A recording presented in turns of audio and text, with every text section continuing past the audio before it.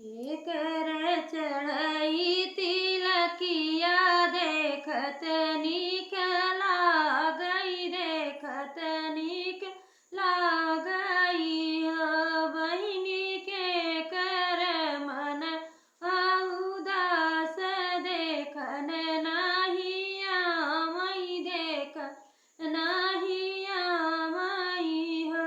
राम के चढ़ई तिलकिया देखत नीक लागई, देखत नीक लागई। बहिनी रानी के मनवा उदास देखन